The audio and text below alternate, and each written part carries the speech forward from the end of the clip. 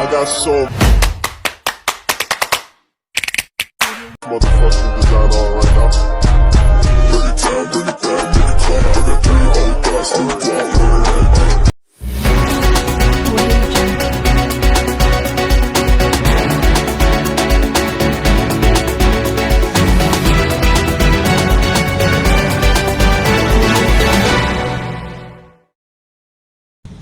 Assalamualaikum warahmatullahi wabarakatuh. Saya Tri Puspita Nurutami. Anda menyaksikan Guruan News. Kali ini kita akan membahas tentang masalah perkembangan pada kanak-kanak akhir, khususnya pada sekolah dasar. Pada fase ini, usia 6-12 tahun menjadi tonggak penting untuk membentuk fondasi dalam hal intelektual, emosional, dan juga sosialnya pada setiap individu. Tim kami telah melakukan serangkaian wawancara ke SDN 064976 Medan guna untuk menambahkan pemahaman kami terkait permasalahan-permasalahan yang ada pada peserta didik. Wali kelas 6 mengungkapkan bahwa beberapa peserta didik baru di sekolah dasar belum memahami bagaimana caranya berhitung, menulis, dan juga membaca. Dan juga beberapa siswa sulit untuk bersosialisasi dengan teman sebayanya. Kami juga menemukan bahwa beberapa siswa itu sulit untuk beradaptasi dengan lingkungan yang baru. Kami juga mewawancarai orang tua siswa yang orang tua tersebut mengatakan bahwa anaknya sering emosi dalam hal marah. Dari tim kami yang telah melakukan wawancara, kami menemukan beberapa permasalahan yang ada pada fase perkembangan kanak-kanak akhir ini. Dan saudara, informasi tersebut menutup perjumpaan kita kali ini. Saya Tri Puspita Nurutami mewakili seluruh anggota Grup One, pamit undur diri dan terima kasih. Wassalamualaikum warahmatullahi wabarakatuh.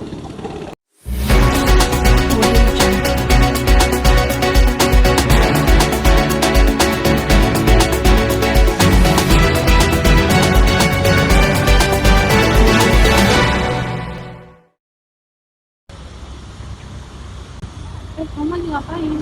Ini lagi masalah perkembangan pada anak-anak akhir, ya seperti masalah pembelajaran di sekolah dasar, pertemanannya, terus yang dihadapi orang tua juga ketika dia di rumah. Juga kan saya punya adik nih, jadi lagi nyari-nyari solusinya juga nih. Kamu kan ada solusinya nggak sih? Oh, tentu tahu dong. Ini solusinya tentang permasalahan proses pembelajaran yang ada di sekolah dasar. Dari berita tersebut, dapat kita simpulkan bahwasanya ada beberapa solusi yang dapat mengatasi permasalahan belajar siswa yang ada di sekolah dasar. Apa-apa aja sih proses pembelajaran itu? Nah, yang pertama itu ada penggunaan aplikasi edukasi. Penggunaan aplikasi edukasi ini dia dapat berbentuk seperti aplikasi mobile atau platform pendidikan yang berbentuk web. Nah, apa-apa aja sih isi dari aplikasi edukasi ini? Isinya itu adalah sebuah materi pembelajaran serta latihan-latihan soal yang ada di dalamnya. Nah, ini dapat diakses oleh siswa serta orang tua dan juga guru, serta orang tua yang dari rumah juga dapat memantau pembelajaran anak tersebut di rumah.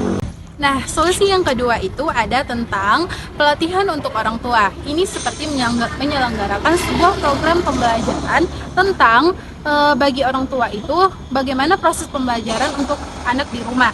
Ini mencakup seperti pembelajaran untuk orang tua, bagaimana mengajari anak tersebut untuk mengatasi tentang pembelajaran seperti huruf dan juga angka, serta bagaimana kurikulum yang ada di sekolah dasar tersebut. Nah, solusi yang ketiga itu ada tentang mentor pelajar. Nah, apa sih mentor pelajar itu? Mentor pelajar ini adalah sebuah program yang penting di mana siswa yang lebih senior atau yang sukarelawan membantu siswa yang mengalami kesulitan dalam proses pembelajarannya. Nah, sehingga dalam proses ini ada saling membantu antara siswa yang lebih senior atau sukarelawan terhadap siswa yang mengalami kesulitan dalam proses pembelajaran. Solusi yang keempat itu ada tentang pembelajaran kolaboratif. Ini seperti membentuk sebuah proyek atau kerja kelompok antara siswa tersebut, sehingga membantu masalah sosial antara siswa tersebut dengan teman-teman kelompoknya. Nah, solusi yang kelima itu ada tentang pemanfaatan teknologi untuk evaluasi. Pemanfaatan teknologi ini adalah sebuah proses pembelajaran menggunakan teknologi yang lebih modern, sehingga kita bisa membantu siswa tersebut dalam proses pembelajarannya. Nah, pemanfaatan teknologi ini dia selain LPKDP, dia juga bisa menggunakan platform pendidikan yang berbasis ujian online, sehingga kita dapat memantau sebuah perkembangan belajar siswa tersebut sehingga mendapatkan hasil yang lebih akurat lagi. Nah, yang keenam itu solusinya adalah pelatihan guru. Nah, pelatihan guru ini seperti melatih seorang guru untuk menggunakan teknologi pembelajaran seperti membuat PPT ataupun lain sebagainya. Yang penting itu berbasis teknologi. Sehingga proses pembelajaran yang berbasis teknologi ini dapat menarik perhatian siswa sehingga tidak menimbulkan kebosanan kepada siswa. Nah, solusi yang terakhir itu adalah keterlibatan orang tua. Nah, keterlibatan orang tua ini sangat penting bagi orang tua untuk mengetahui bagaimana proses pembelajaran anaknya di sekolah. Nah, partisipasi ini dapat berbentuk seperti antara kerjasama guru dan orang tua mengenai proses pembelajaran anak tersebut. Nah, solusi kedua misalnya pihak sekolah kepada siswa untuk membantu hal sosialnya dan pembelajarannya. Nah, apa aja solusinya bisa lebih baik? Yang pertama yaitu program sahabat belajar. Dalam bentuk program ini, siswa dapat memiliki sahabat belajar, teman sebaya atau mentor yang juga dapat membantu siswa dalam memahami pelajaran tersebut. Selanjutnya ada peningkatan dukungan guru. Meningkatkan dukungan guru dengan cara mengadakan sesi bimbingan individu atau kelompok kecil bagi siswa yang mengalami kesulitan dalam memahami pelajaran. Guru juga bisa memberikan pelajaran tambahan dan juga dukungan tambahan. Yang ketiga ada peningkatan kegiatan ekstrakurikuler. Nah, hal ini bisa membantu siswa merasa senang dan bersemangat untuk berpartisipasi dalam kegiatan di luar jam pelajaran. Dengan memperluas kegiatan ekstrakurikuler yang mencakup seni, olahraga, dan keterampilan kreatif. Terakhir yaitu penekanan pada metode pembelajaran interaktif. Menerapkan metode pembelajaran yang lebih interaktif seperti kelompok, proyek bersama, dan juga pembelajaran berbasis permainan. Hal ini bisa membuat pelajaran jadi lebih menyenangkan dan juga mempromosikan pembelajaran yang lebih baik lagi. Baik, berikutnya di sini ada solusi yang ketiga yang bisa digunakan oleh orang tua untuk mengatasi membantu perkembangan anak. Yang pertama itu ada pembinaan emosi. Di sini orang tua dapat membina emosi seorang anak dan dapat memberikan anak itu pengetahuan cara mengenali dan kontrol emosinya.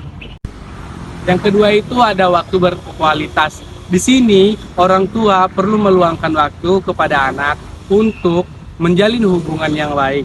Orang tua memerlukan waktu berkualitas untuk mereka melakukan hal-hal yang positif dan tentunya menambah pengetahuan seorang anak dalam pertumbuhan mereka. Baik, yang ketiga ada kontrol pemakaian gadget. Di sini orang tua perlu mengkontrol bagaimana anak menggunakan gadget agar tidak ada kelebihan dalam permainan gadget tersebut, supaya anak tidak berpatokan ke gadget tersebut. Dan yang dimana orang tua di sini lebih mengarahkan anak untuk melakukan hal-hal yang positif yang lebih bermanfaat bagi anak yang tentunya itu menjadi menambahkan wawasan bagi pengetahuan seorang anak tersebut. Baik, di sini yang keempat adalah pengenalan kebersihan dan pola makan sehat kepada seorang anak. Orang tua perlu memberitahu kepada seorang anak, perlu mengajarkan kepada seorang anak terkait untuk kebersihan dan pola makan sehat agar pertumbuhan mereka terjaga dan berkembang baik. Di sini orang tua perlu memberitahukan atau memberikan arahan kepada anak bahwa pentingnya hidup bersih dalam pertumbuhan mereka dan pola makan sehat tersebut. Di sini ada yang kelima, yaitu adalah komunikasi terbuka. Orang tua perlu mendorong anak untuk terbuka dan mengkomunikasikan hal-hal apa saja yang mereka alami, seperti tantangan dan kesulitan yang mereka alami di pertumbuhan mereka, dan anak juga dapat terbuka kepada seorang tua terkait hal pertumbuhan mereka, supaya mereka tidak mendapatkan informasi dari luar atau dari teman sebaya yang membuat adanya penyimpangan pada mereka.